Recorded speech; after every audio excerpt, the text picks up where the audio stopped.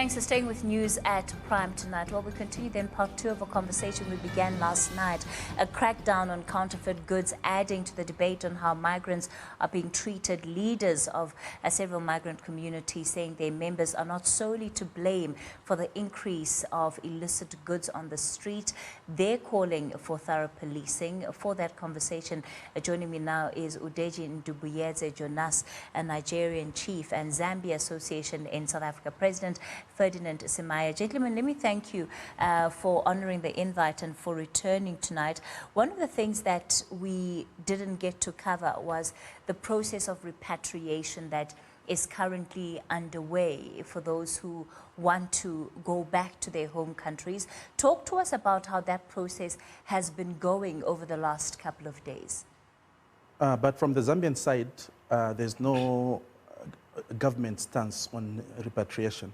And I was called this afternoon by His Excellency, the High Commissioner to the Republic of South Africa, and he put it categorically clear that there will be no repatriation of Zambians to Zambia. And from the Nigerian side? From the Nigerian community, an individual, Chief Ali Nonyema, donated a flight to take some Nigerians who wants to leave back to Nigeria. Some of them want to leave willingly, while some of them didn't want to leave willingly. But because of the situation, they had to leave. So unfortunately, when they got to the airport, some of the people were not allowed to go for reasons of not having valid papers. So the community were arguing, why are you not allowing our people to go, even when they don't intend to come back?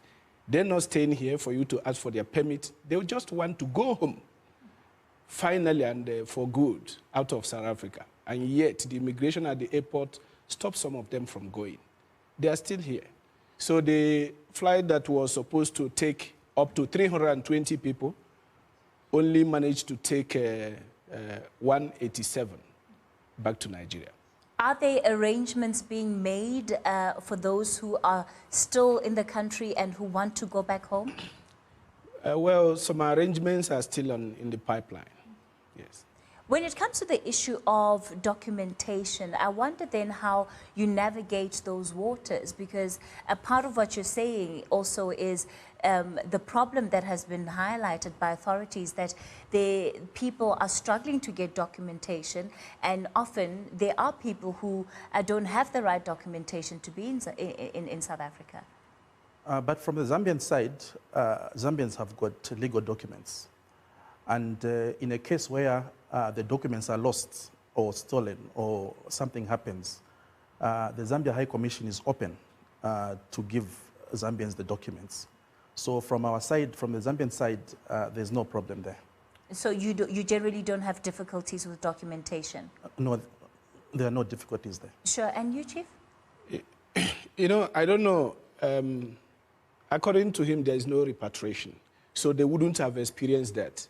So, but the challenge we have here is somebody will stay in South Africa for more than 10 years, 15 years, and yet you don't give him papers.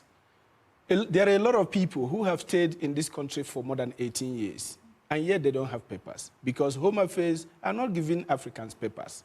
But somebody will come from Europe today, within 1 month or two, within few years, they got papers.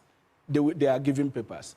So there are a lot of our people that do not have papers, even some of them that are doing legitimate businesses here. So do you think it's because of compliance issues where Home Affairs simply feels that they don't meet the criteria to be given that documentation? Or do you think that it's intentional on the part of the state, that they're deliberately withholding giving out proper documentation? Some are compliance issues, whereas majority of them intentional denial. What is the state now? Because we are still seeing reports, you would have seen earlier from our reporter Mweli Masilela in Mpumalanga, where this violence continues to spread. Emalahleni being the latest to come under fire, that is, Emalahleni being the latest to come under fire. And of course, we saw some of the shops in the city centre also coming under threat. So when you project the future, does South Africa remain, as far as you're concerned, South Africa, a safe space for migrant communities like the ones you represent? But if you look at these attacks, I think they are well calculated, and they are meant mostly for black African immigrants. You haven't heard that a Chinese shop has been looted. You haven't heard an Indian shop has been looted. But certainly the shops that were looted in Emalahleni were not shops belonging to black people, as you're referencing. But mostly it's blacks. And it's well calculated whereby there are 10 shops here, okay? Shop number 1 is not looted. Shop number 2 and 3, they are looted. Shop number 4 is not, you see. So it's well calculated where people are organized and they know where to hit. That's why we are saying, where is the intelligence? Because obviously, if a person goes to one shop, skips another, there's a planning behind it. So where is the intelligence to stop that? Because the intelligence should be all over to make sure that, you know, these plannings are dealt with. Do you agree with that? Yes, I do agree with it, because the people, I have never seen anywhere in the world where there is a communal crime the way it is in South Africa. If there is individual or 2 or 3 people going to break shop, of course, house breaking and shop breaking happens anywhere. But this one is communal crime, which the state appears to be turning blind eye on.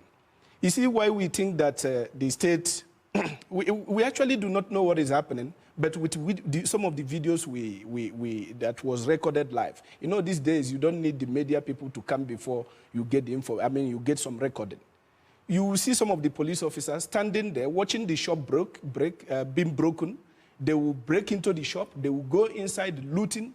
After they loot, the police will just fold their hand watching them loot. So, and we don't know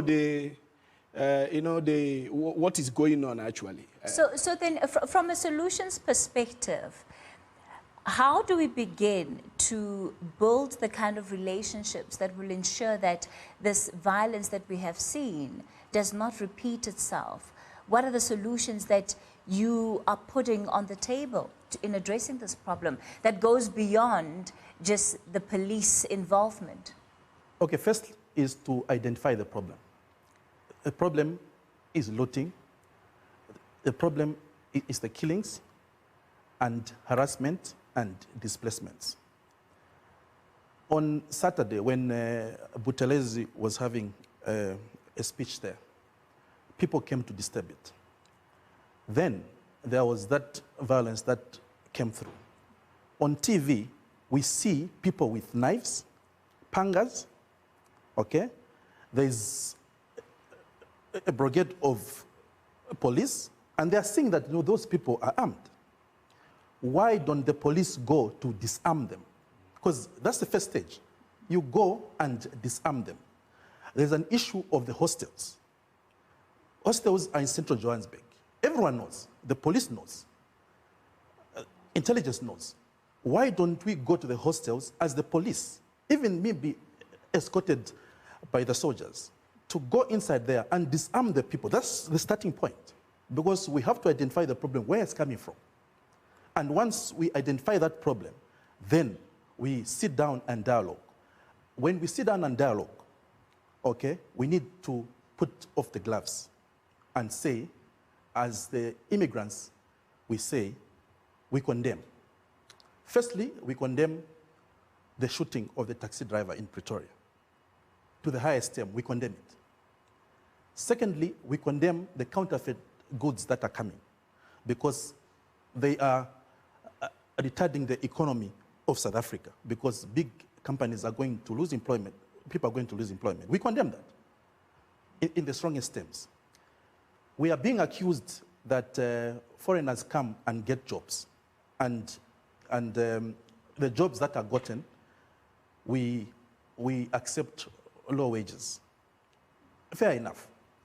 But we identify these problems and we sit down. I was so lucky on Tuesday. Yes, we met the Congress of the Traditional Leaders in South Africa, where we said, okay, let's have a joint statement for immediate. We condemn everything. We condemn the violence from the South African side because a killing of a human being is unbearable. It's murder. We condemn also all these other things. Then we are going to have a summit of all these players that are going to come through. And that summit will be all stakeholders. We are going to have government, we are going to have the chiefs, because the chiefs are the people that are now on the grassroots. They are mixing with the people. Politicians, you know, them they talk on the higher level. And some politicians are careless even. They talk careless like Mayor Mashaba, to say that in Johannesburg, I don't want African migrants. Sure. Yes. So we should engage him as well. He should come to that summit. And we say that we are here as brothers and sisters who live together once. Sure. Chief Udeji, I'll give you the last word then. Okay. You see, if the traditional leaders, of most of whom I have actually spoken with regarding this issue, if they have to step in, are we actually insinuating that there is leadership failure in this country? Because this is the job of political leaders, to curtail violence and to stop it entirely. But it seems that the state is failing. Is the South African government admitting that the institution has failed, that we are now in the state of anarchy, so that we can now involve the traditional leaders to come in because the government has failed? Before Western system of government that we are practicing, Africa has its own traditional type of leadership. The traditional leaders have a lot of role to play, but when in Gauteng, which traditional leader is here?